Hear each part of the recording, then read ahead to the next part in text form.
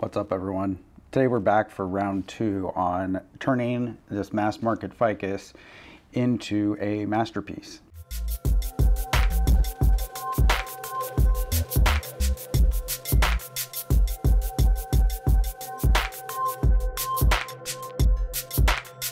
All right, so this is the second video in this series and the fourth video that I've actually done with this tree. So if you're wondering where we started, go back and check out part 1 of the transformational series.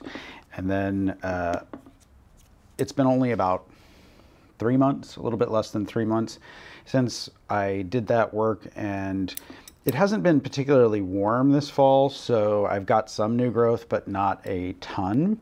What I do have is I have new shoots exactly where I was expecting them, from like the kind of bumpy areas on the trunk. And I've also got more buds coming out in different places that haven't started elongating yet. So there's a couple more here, a couple here. If I spin this around, there's new buds in this area. And so it's doing exactly what I would have expected it to do, or what I did expect it to do. And so I'm kind of tempted to come in here and do a little bit of wiring.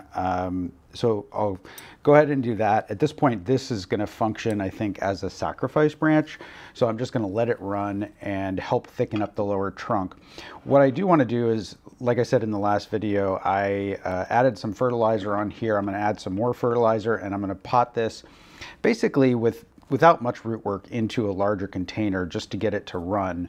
And so I'll go ahead and do that today, and then put a little bit of wire on. The other thing I want to do is I want to make sure there's not really much sense in having multiple shoots coming out in the same spot.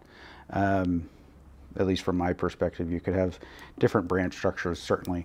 But I'm going to thin down each location where there's a shoot coming out to just one shoot rather than multiple shoots. And that's not going to take me very long. So there we go. One more.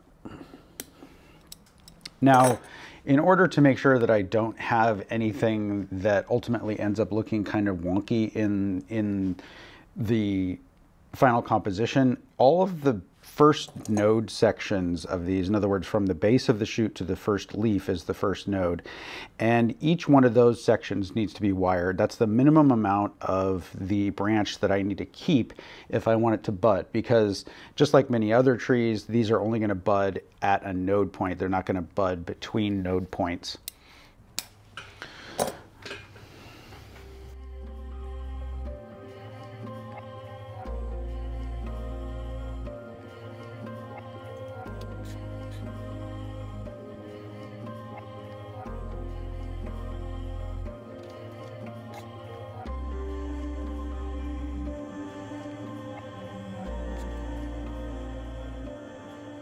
All right, if you want some tips on exactly how to execute the wiring, go back and look at the first video that I did with this tree, where I just described sort of the wiring process. But for this, I've gone ahead and used my shiny aluminum wire here that I like to use when I'm doing growing operations. And the reason I use it is just for visibility and obviousness that there's wire on the tree, as opposed to the wires that are colored and are made essentially intended to blend in more with the tree's foliage and bark.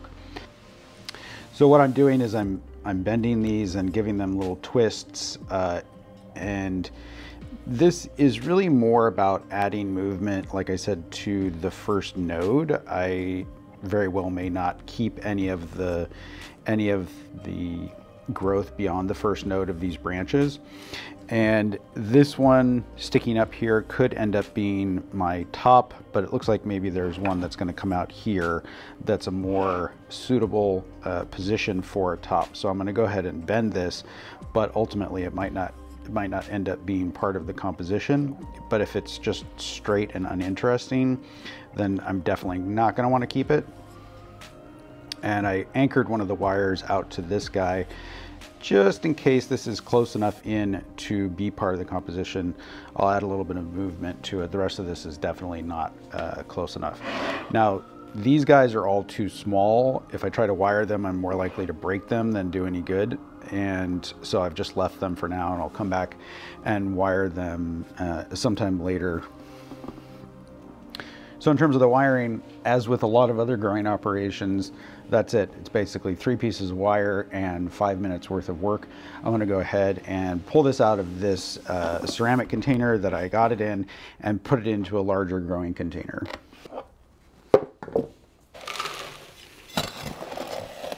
So like I said before, it wasn't tied into the container. So I pulled it out. These are actually weed roots. I'm going to do a quick trim on the outside of the root ball, leaving pretty much the rest of it intact, and then go ahead and put it in there. Now, the reason I don't want to just go ahead and throw this straight in without addressing the root ball is that looking at the outside of the root ball gives me the chance to determine if there are any major problems with the roots. And it also, as you're growing, some of these roots are going to get really big, and that means that if you leave them circling and untidy, that they'll get big and untidy. And so I'd rather just go ahead and do a quick root prune here to orient myself to the state of the tree a little bit. I'm using a bent nose tweezer.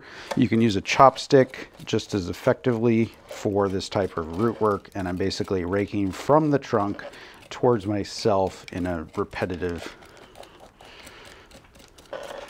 motion. You can see I haven't really done any cutting. I'm just sort of raking it out. Take off these drainage screens. Of course, the tweezers themselves actually will sort of cut through small roots.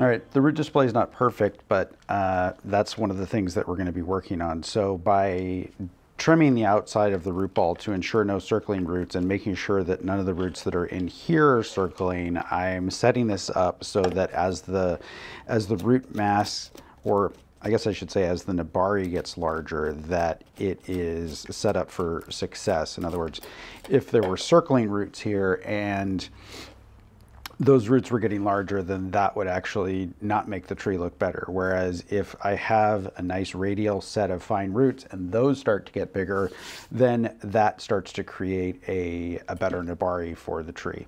So I'm going to go ahead and just get rid of this old soil. So from a growing perspective, we're not as concerned about the exact height of the tree. I'm going to put this in here, and I'm just kind of nestling it down on top of my standard growing mix, which is 80% perlite, 70 to 80% perlite, and 20% cocoa coir. Now you can use whatever growing mix that you want to use, but just keep in mind that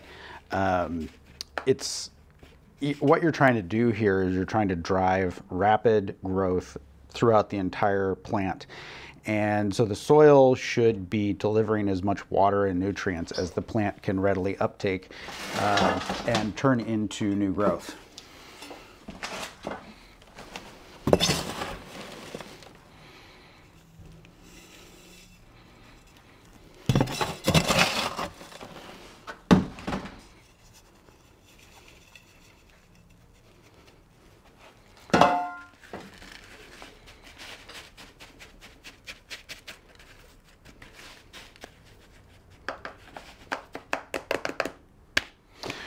All right, now as a growing project, I really don't want to see the nebari on this tree. What I actually want to happen is I want more roots to be coming out of that base, and that's why I've gone ahead and buried it in this pot a little bit, with, you know, just like a half an inch more soil over the top of the roots than what was there before. And hopefully that will stimulate some more root growth. And in ficuses, it's relatively easy to get those roots coming out from the side of the trunk, whereas on a lot of other species, pines being a bad example of something to try to get roots off of the trunk or off of an old part of the nebari.